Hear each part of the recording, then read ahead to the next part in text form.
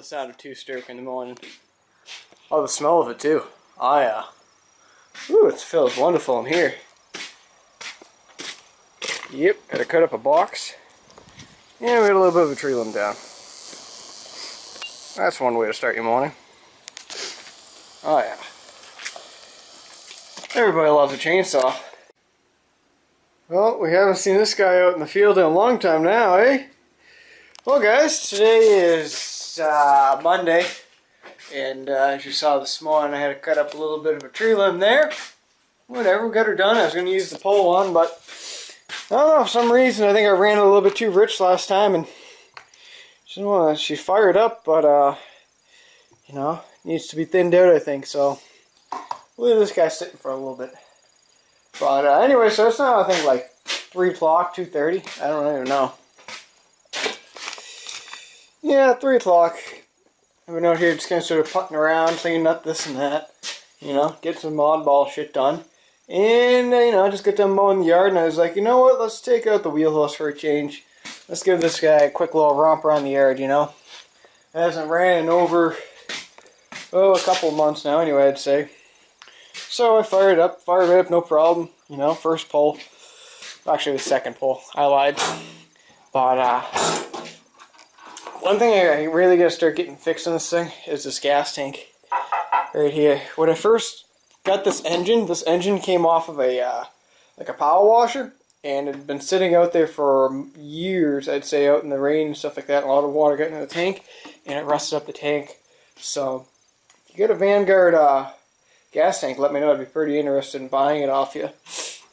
I have actually, I just looked in my head. I have a plastic regular Briggs & Stratton tank that looks like this one. It says Intech on it, but yeah, it doesn't look like it would work out too well. So, whatever, no big deal.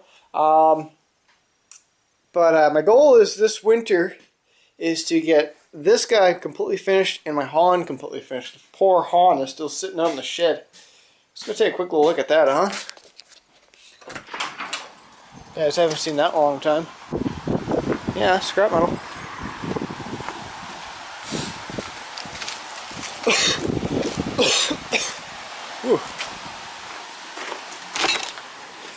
Yeah, it's still sitting in here. Haven't really done much to it, you know.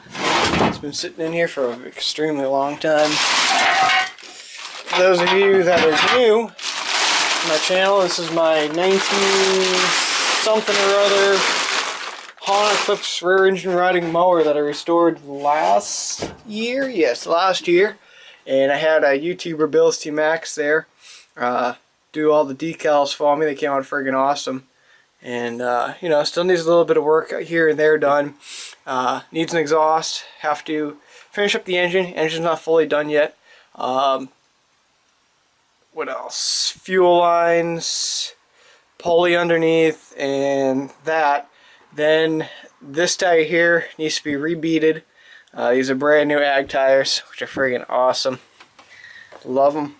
Front, you know, it's got a special paint job.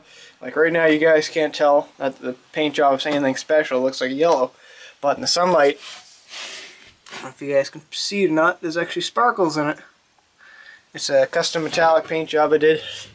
You know, full-blown body off restoration. Oh yeah, and the deck still needs to be finished. I never did finish it. I was gonna take it to a show one time, so I kind of sort of did the deck real quick, but never really had a chance to fully finish it. So this winter we're gonna completely strip the deck down and really get her done. You know, there's still a lot of spots to get done on this thing, but you know, there's the front end there. And actually, if we can move this, let's see, what do we got in the way here? Alright, it's just this guy. Speaking of chainsaw, this is my chainsaw case. That's stuck. Alright, hold on a second here.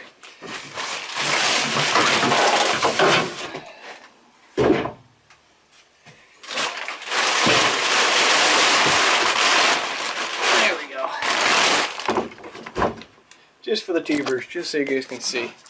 And then there's the whole front end right there. No wet sanding or buffing on this paint job. It's 100% perfect paint job. There's no no orange peel to it at all. It's just a complete smooth finish. You know, 3-speed, 1 reverse, shift's awesome. But eventually someday we'll get this thing finished up. Surprisingly, its front tires are still holding air. Wow, that is very surprising, because we had problems beating these tires. These are also brand new tires, but we had problem beating the 2 front tires and this 1 tire right here.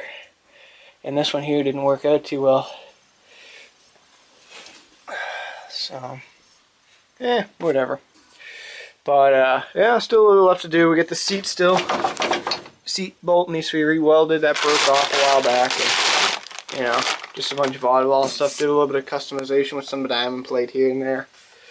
This piece here was never even in existence of the mower until a few months back in February there when I got this from a junkyard, I guess we'll call it. Got lucky and actually found one of these there, missing pieces, so yeah. For all the new subscribers, there you go. That's the Honda I've been telling you guys about for quite some time. You know, pretty cool. Original color, original matching paint, other than the customization that I did with the paint job and the engine there, you know. I think the engine used to be white, but I went with the black one. Just looks a little bit more stealth. But, oh yeah, that's a Craftsman flap, same exact flap that was on it originally, but surprisingly a Craftsman flap fitted. But that was quite the project, full blown body off. We stripped the paint down to the bare metal. It was something else.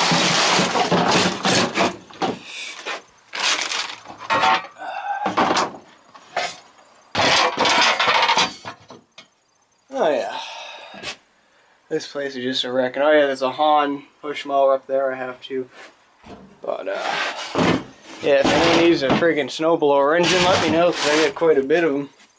As you can tell, those are all Tecumseh Snow Kings. You know, I think I had this many engines. Holy shit.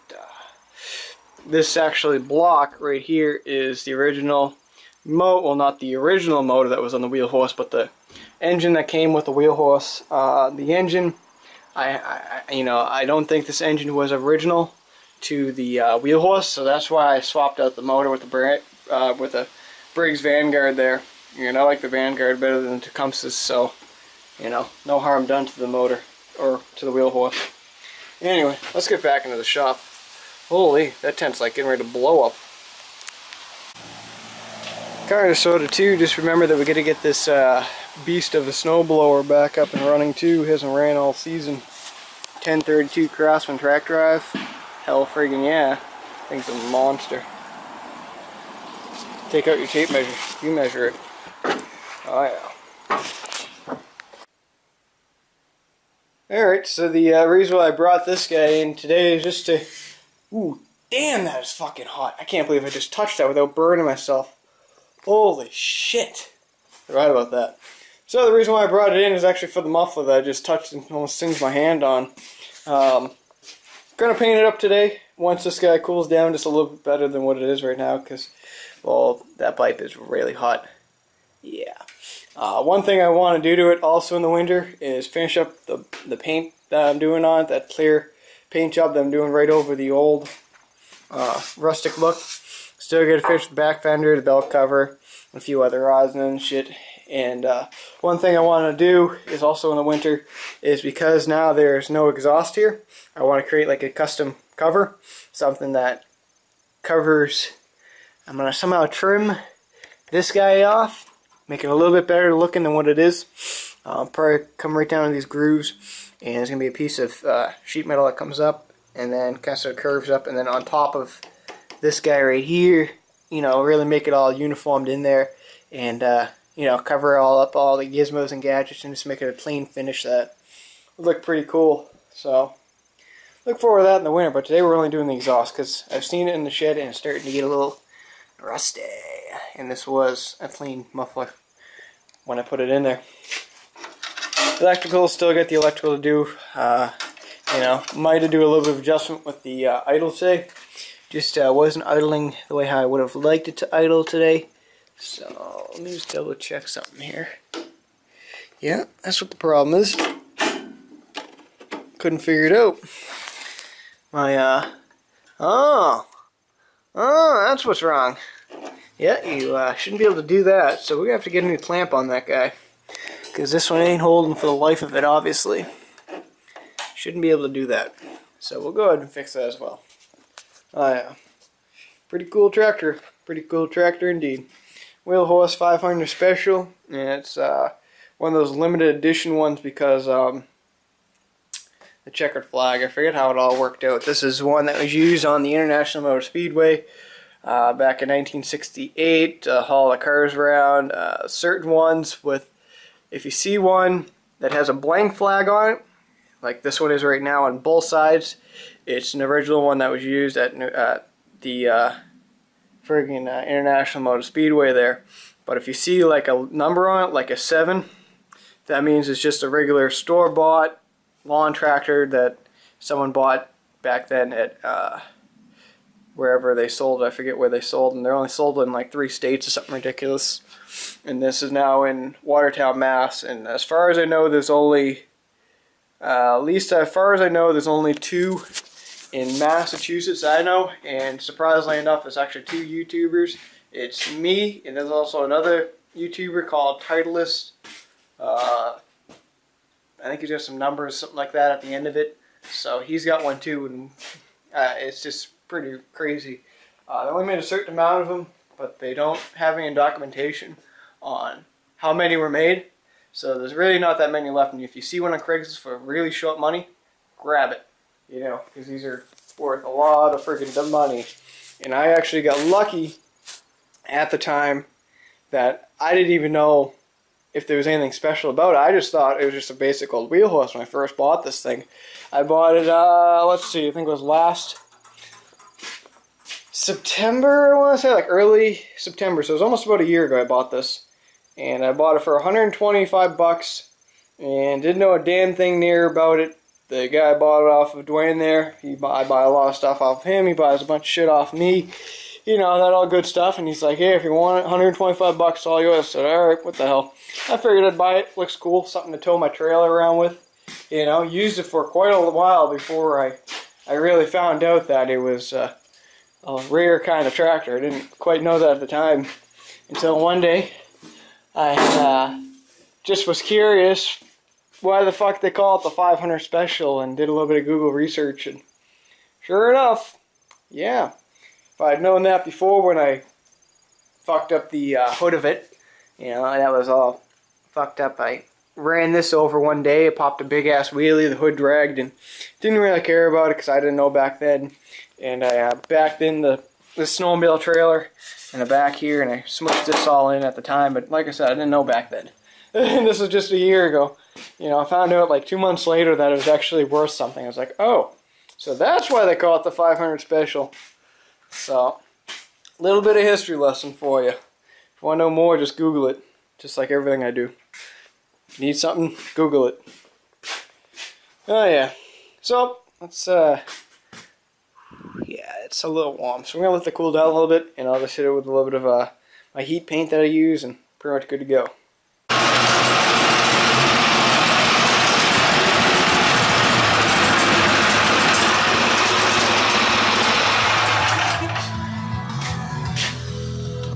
Well, that seems to be running just a little better.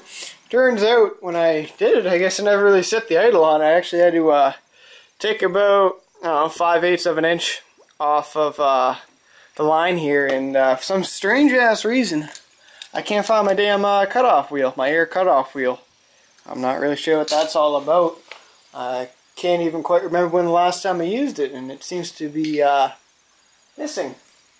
I don't really quite know where all my tools have been going lately. Like, a few days ago, I couldn't even find my damn set of wire strippers. I had a really good set of wire strippers. I had to go out and buy a pair. Luckily, I bought 2, so smart enough. It was a good pair. It was actually an expensive pair. It's called General Lee tools. And if you're an electrician, you know what those are. They're pretty expensive wire strippers. They're really good. Lasted me a while.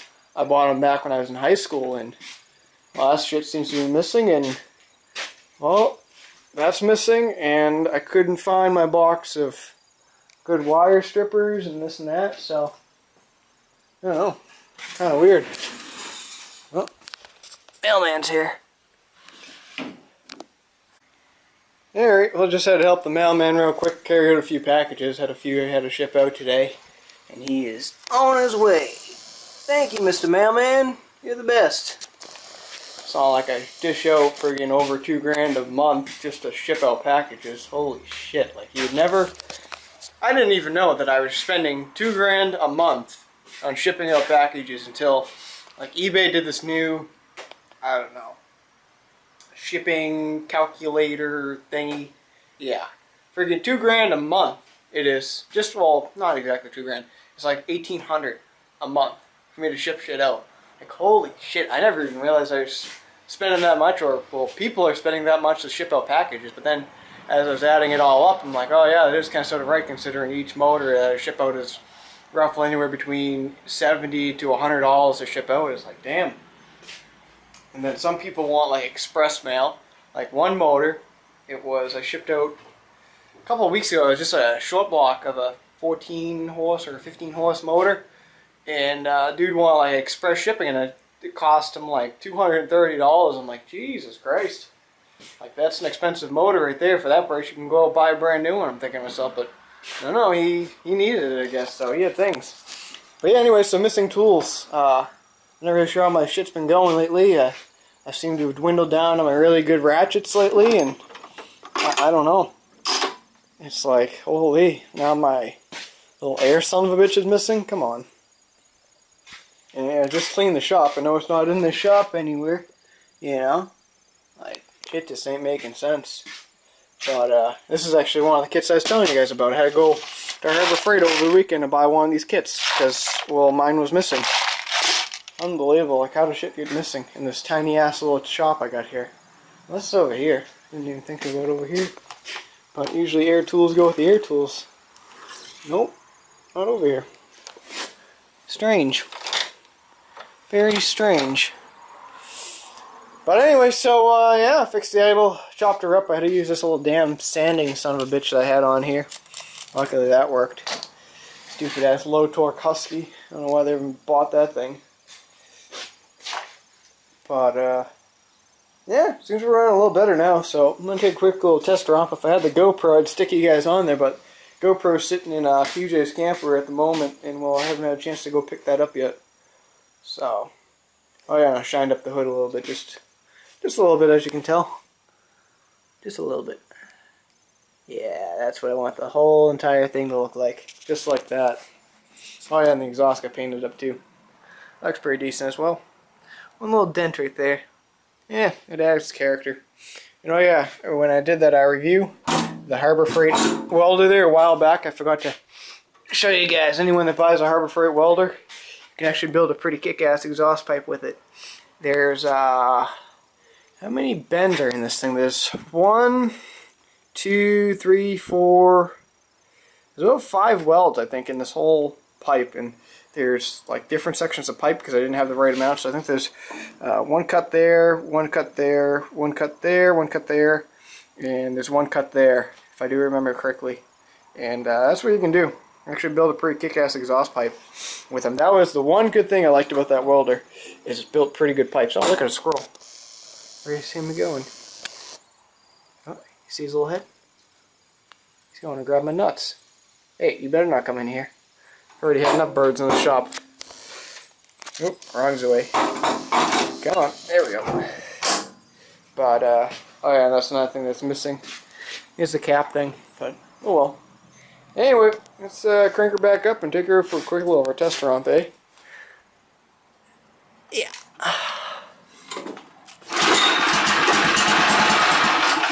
Son of a bitch. Probably needed a little bit of choke.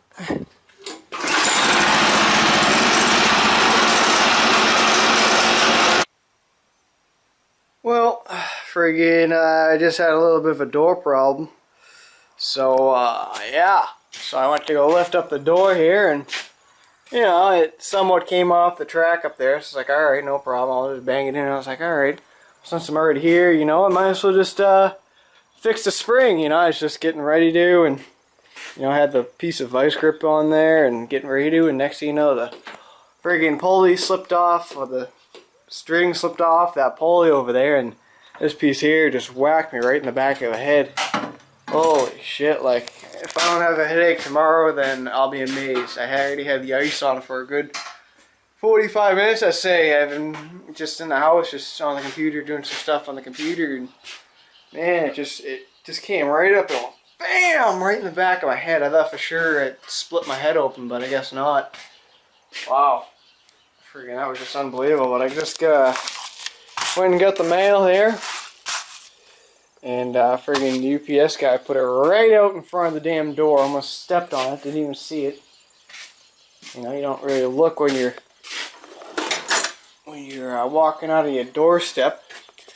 But I already know what it is. It's the new remote for the Sabercat there. What the hell, where are all my knives?